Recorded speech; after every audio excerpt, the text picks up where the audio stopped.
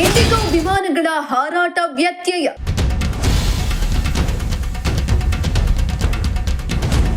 ಏರ್ಪೋರ್ಟ್ನಲ್ಲಿ ಮುಂದುವರೆದ ಪ್ರಯಾಣಿಕರ ಪರದಾಟ.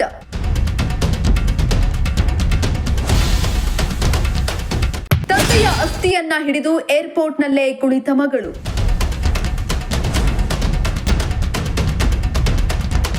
ಇಂಡಿಗೋ ವಿಮಾನಗಳ ಹಾರಾಟದಲ್ಲಿ ವ್ಯತ್ಯಯ ಮುಂದುವರೆದಿದ್ದು, ನೂರಾರು ವಿಮಾನಗಳು ರದ್ದುಗೊಂಡಿದ್ರೆ ಇನ್ನೂ ಕೆಲ ವಿಮಾನಗಳು ವಿಳಂಬವಾಗಿವೆ.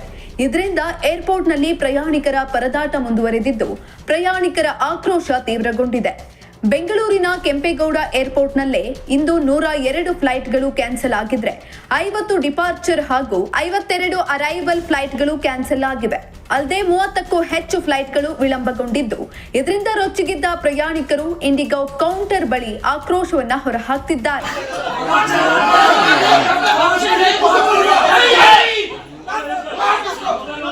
ಇನ್ನು ಇಂಡಿಗೋ ವಿಮಾನ ಟಿಕೆಟ್ ಬುಕ್ ಮಾಡಿದ್ದವರು ತಡರಾತ್ರಿಯಿಂದ ಏರ್ಪೋರ್ಟ್ನಲ್ಲಿ ಪರದಾಡುತ್ತಿದ್ದು, ಇಂಡಿಗೋ ಕೌಂಟರ್ಗಳ ಮುಂದೆ ಟಿಕೆಟ್ ಕ್ಯಾನ್ಸಲ್ ಮಾಡಲು ಪ್ರಯಾಣಿಕರು ಗಂಟೆಗಟ್ಟಲೆ ಕ್ಯೂನಲ್ಲಿ ನಿಂತಿದ್ದಾರೆ. ಅಲ್ಲದೆ ಗಂಟೆಗಟ್ಟಲೆ ಪ್ರಯಾಣಿಕರು ಕ್ಯೂನಲ್ಲಿ ನಿಂತಿದ್ರು ಕೂಡ ಸಿಬ್ಬಂದಿ ಸರಿಯಾಗಿ ಮಾಹಿತಿಯನ್ನ ನೀಡ್ತಿಲ್ಲ ಅಂತ ಸಾರ್ವಜನಿಕರು ಆಕ್ರೋಶವನ್ನ ಹೊರಹಾಕಿದ್ರು. ಇದ್ದಕ್ಕಿದ್ದಂತೆ ಫ್ಲೈಟ್ ಕ್ಯಾನ್ಸಲ್ ಮಾಡಿದ್ದು, ಚಳಿಯಲ್ಲಿ ಪರದಾಡುತ್ತಿದ್ದರೂ ಕೂಡ ಸಿಬ್ಬಂದಿ ಸ್ಪಂದಿಸುತ್ತಿಲ್ಲ ಅಂತ ಪ್ರಯಾಣಿಕರು ಆಕ್ರೋಶವನ್ನ ಹೊರಹಾಕಿದ್ರು.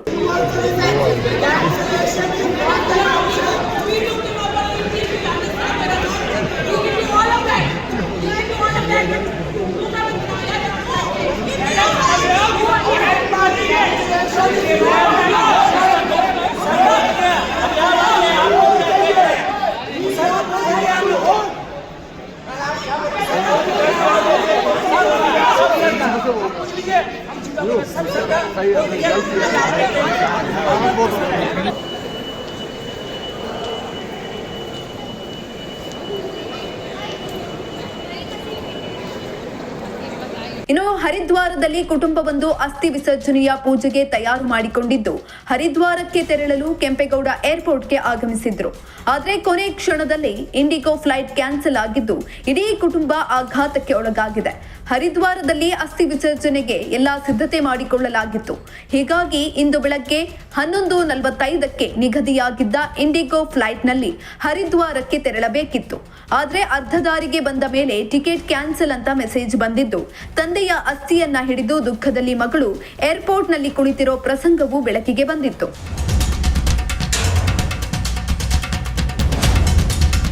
ಇಂಡಿಗೋ ವಿಮಾನಗಳ ಹಾರಾಟದಲ್ಲಿ ವ್ಯತ್ಯಯ ಉಂಟಾಗಿದ್ದು, ಪ್ರಯಾಣಿಕರ ಆಕ್ರೋಶದ ಕಟ್ಟೆ ಹೊಡೆದಿದೆ. ಹೀಗಾಗಿ ಯಾವುದೇ ಅಹಿತಕರ ಘಟನೆ ನಡೆಯದಂತೆ ಏರ್ಪೋರ್ಟ್ನಲ್ಲಿ ಮುಂಜಾಗ್ರತಾ ಕ್ರಮ ಕೈಗೊಳ್ಳಲಾಗಿದೆ. ಮೋಹನ್ ಕುಮಾರ್, ಪ್ರಜಾಶಕ್ತಿ ಟಿವಿ, ಚಿಕ್ಕಬಳ್ಳಾಪುರ.